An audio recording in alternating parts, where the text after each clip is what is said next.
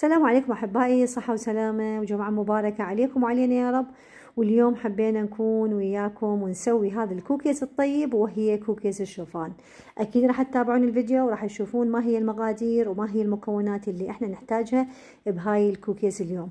أول شيء أحتاج المقلاية. طبعا عندي هنا 80 غرام من الشوفان. طبعا الشوفان مو إلا بالضرورة يكون ناعم أو خشن، أي نوع من الشوفان عندكم تقدرون تستخدمون. ضفت الشوفان هنا بس مجرد حمسة بسيطة، بعد ما عندي شوية نكهة الشوفان بدت تعط مثل ما يقول، راح أضيف باقي المكونات. أما بالنسبة للمكسرات اللي احنا راح نضيفها، طبعا هي اختيارية، تقدرون أي نوع مكسرات عندكم انتم بالبيت تقدرون تضيفوها لهاي الكوكيز الشوفان حسب رغبتكم. أنا ضفت عندي شوفان، أكيد هي الأساسي يكون بهاي الكوكيز. بالإضافة عندي بذور العباد الشمس اللي ضفت تقريبا 40 غرام من بذور عباد الشمس، وراح أضيف ملعقة من بذور الكتان، ملعقة من من البذور الشية. بعدين عندي السمسم ضفت 40 غرام. ما راح اضيفه هسه، ليش؟ لانه عندي السمسم اساسا هو محمص، فما راح اضيفه للمكونات هسه، راح اضيفه اخر شيء بعد ما عندي اغلق الحراره، لانه اساسا عندي مثل ما قلت لكم محمص. هاي النوع الكوكيز طبعا هي اساسا كوكيز صحيه. عندهم الناس اللي عندهم مشاكل بالسكر يقدرون يتناولون من عندها، لانه ما بيها اي حلا. في حالة ما راح نضيف لها الأشياء اللي أني ضفتها حتى أشارك بها أولادي ويأكلون من عندها.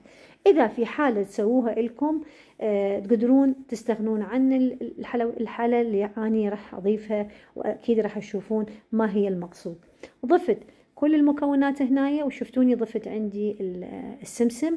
غلقت الحرارة هنايا. هسه عندي هنا بلش بأنه عندي حبة من الموز اللي راح أحتاجها بهاي الكوكيز، لا أكثر. المقدار اللي أنا ذكرته لكم أنتوا تقدرون تضاعفون المقدار، لأنه أنا عندي القالب اللي يحتاجها هو أكثر من هذا، مو إلا بالضرورة أضيف أكثر من هذا، لأنه عندي قالب. بالنسبة للقالب عندي قالب اللي هو السيليكون، على شكل تكون قالب الكب كيك اللي هي تعرفون تكون على شكل دائري. إذا ما متوفر عندكم تقدرون تستخدمون صينية الفرن وتخلون ورق الزبدة بداخلها، وبمساعدة الشوبك تقدرون السمك اللي انتوا تحبون أو ترغبون تحددون السمك اللي تحتاجوه، مو إلا بالضرورة أن يكون عندكم نفس القالب اللي متوفر عندي. فأني حبيت أن أشبه الكوكيز أكثر، يكون شبه جاهز حتى الأولاد يرغبون ويقدرون يأكلون يتناولون من عندها. فلهذا السبب هنا عندي مساعدة الشوكة. حضرت الحبة الموز هنا وأصبحت جاهزة. راح أضيف كل المكونات اللي راح أذكرها للخليط اللي احنا جهزناه مسبقا، وهو الشوفان وباقي المكونات اللي احنا جهزناها حمصناها. عندي هنا راح أضيف ملعقتين من دبس التمر.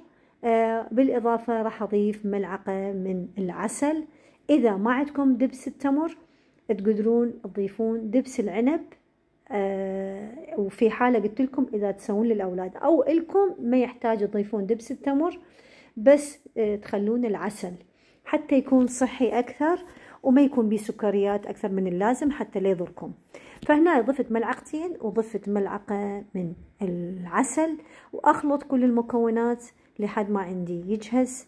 بالنسبة هاي الكوكيز اللي أنا اليوم جهزتها، بصراحة حبيت أسويها للأولاد أكثر ما تكون لأنه حتى يرغبون أن يأكلون أشياء شبه صحية. مثل ما يقول احنا ما شاء الله بهاي الأيام كل يوميا نسمع أخبار عجيبة غريبة، يضيفون أشياء للكوكيز وللأكلات وللخبز. واحد يعني بصراحة يخاف حتى يقوم يشتري أشياء من برا، فنتجنب من عندها بقدر الإمكان نسوي نقدر عليه بالبيت للأولاد أو إنه. ضفت المكونات هنا، ضفت حبة الموز اللي راح أحتاجها أضيفها للمكون، وأخلط المكونات كلها مع بعض لحد ما عندي تجهز بهذا الشكل، وأصبحت على شكل شبه عجينة.